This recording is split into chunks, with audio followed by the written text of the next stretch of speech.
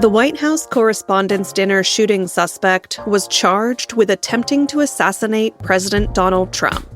That's where we're starting the 7 from the Washington Post. I'm Hannah Jewell. It's Tuesday, April 28th. Let's get you caught up with today's 7 stories. 31-year-old Cole Thomas Allen appeared in court yesterday in connection with the shooting at Saturday night's Correspondents' Dinner. He was also charged with transporting firearms across state lines and discharging one of them during a violent crime. Federal officials said he traveled across the country from California before charging a security checkpoint leading toward the event ballroom. If convicted, he faces a minimum sentence of 10 years in prison and potentially life in prison. U.S. Attorney for D.C. Jeanine Pirro said more charges are likely to follow. Make no mistake, this was an attempted assassination of the President of the United States, with the defendant making clear what his intent was. And that intent was to bring down as many of the high-ranking cabinet officials as he could. The incident has raised questions about the security protocols surrounding the event, particularly given that Trump and many cabinet members were in attendance.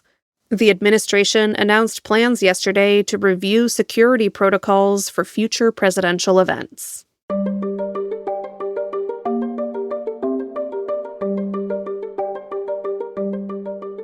President Trump urged ABC to fire late-night host Jimmy Kimmel. That's number 2. Last Thursday, 2 days before the shooting at the Correspondents' Dinner, Kimmel did a bit on his show that mocked the event. He pretended to be the dinner's comedian, roasting the attendees. At one point, he said this about First Lady Melania Trump. Our First Lady Melania is here. Look at Melania, so beautiful. Mrs. Trump, you have a glow like an expectant widow. In the wake of the shooting, that angered Melania. Yesterday, she released a statement calling Kimmel a coward and urging ABC to take a stand. Hours later, President Trump called on ABC to fire the late-night host. On his show last night, Kimmel defended his joke. It was a very light roast joke about the fact that he's almost 80 and she's younger than I am. It was not, by any stretch of the definition, a call to assassination, and they know that. I've been very vocal for many years speaking out against gun violence in particular. Kimmel went on to say that Melania Trump should have a conversation with her husband about hateful and violent rhetoric. In September, ABC temporarily pulled Kimmel's show off the air following comments he made about the killing of right-wing influencer Charlie Kirk.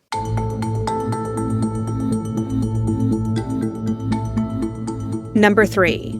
The new Homeland Security Secretary is facing mounting pressure from MAGA groups.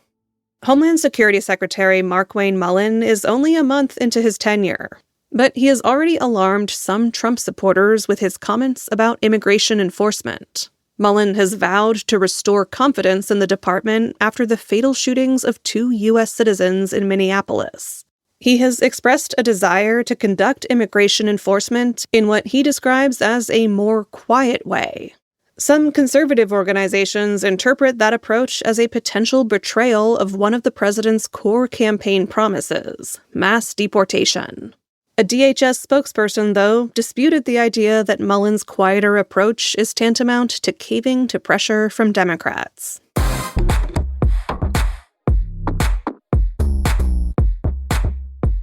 Number 4. A redistricting plan in Florida could give Republicans 4 more U.S. House seats. Republicans and Democrats are locked in a nationwide gerrymandering arms race. President Trump kicked it off last year, urging red states to redraw their congressional maps to favor Republicans ahead of November's midterm elections. Despite that, it's Democrats that currently have a theoretical edge. They have drawn more favorable lines in 10 districts, while Republicans have gained 9. But Florida could help Republicans retake the lead. Governor Ron DeSantis yesterday unveiled a map that would give his party a strong shot at taking 4 additional districts. DeSantis wants the Republican-led Florida legislature to sign off on the map within days.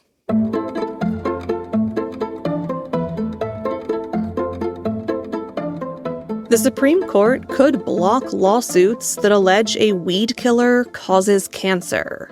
That's our fifth story. Yesterday, justices heard arguments in a case involving the chemical giant Monsanto. Tens of thousands of cancer patients are suing the company, claiming it failed to warn them about the alleged cancer risks of Roundup and its primary ingredient, glyphosate. The court is considering whether federal law preempts judges and juries from weighing such claims. Whatever justices decide, the consequences could be huge. Billions of dollars are on the line in one of the largest waves of product liability litigation in the nation's history. Environmentalists say that glyphosate is toxic, but the nation's largest farm group says that ending its use would threaten America's food supply. The court seemed to lean towards restricting the lawsuits.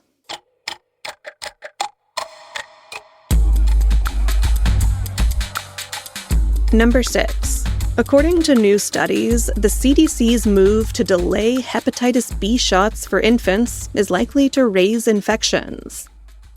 Hepatitis B is a virus that can cause lifelong infection, liver disease, and cancer. In December, federal vaccine advisors to Health Secretary Robert F. Kennedy Jr. voted to change the recommended timeline of vaccinations against the virus. Previously, a first dose was recommended for all newborns within 24 hours of birth. The panel recommended delaying that first shot until at least 2 months of age for infants born to mothers who test negative for the virus. The change came after Kennedy fired all 17 members of the advisory panel and installed new members, several of whom have been critical of vaccines. 2 studies published yesterday in a major pediatric journal modeled the potential consequences. They predicted the delay will lead to hundreds of additional infections among children, along with more cases of liver cancer, deaths, and millions in added healthcare costs.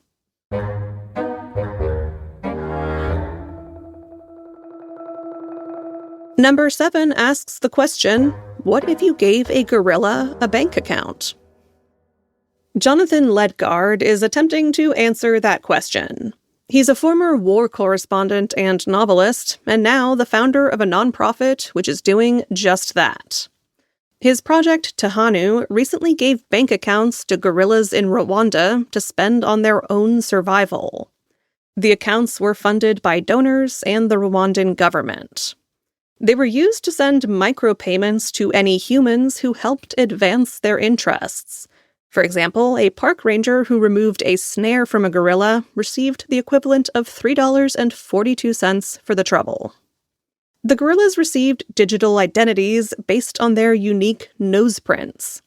For now, these transactions are reviewed by humans, but Ledgard plans to eventually automate the system with cameras and AI, and use it to save critical but unglamorous species like bats and fig trees. The idea raises a lot of questions. Like, can you put a price on nature? And does a gorilla want to participate in the free market? According to Ledgard, conservation efforts as they currently exist are too slow and limited. So we may as well give plants and animals financial safety nets of their own.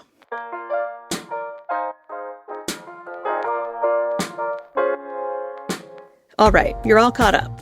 Sometimes when I point listeners to our newsletter in the show notes, I get emails asking the question, what are the show notes? The answer depends on where you are listening. If you are listening to us on Apple, Spotify, or another podcast platform of your choice, you'll find the link to our newsletter on the information page for today's episode. When I ask you to rate or review us, I'm also talking about those platforms. But if you are listening on the Washington Post app or website, you don't have to worry about show notes at all. You're probably already looking at the newsletter because that's where you hit play. I'm looking at you, Proctor family. If you're still lost, you can also just Google my name or The 7 and the Washington Post to find the latest newsletter. I'm Hannah Jewell. I'll meet you back here tomorrow.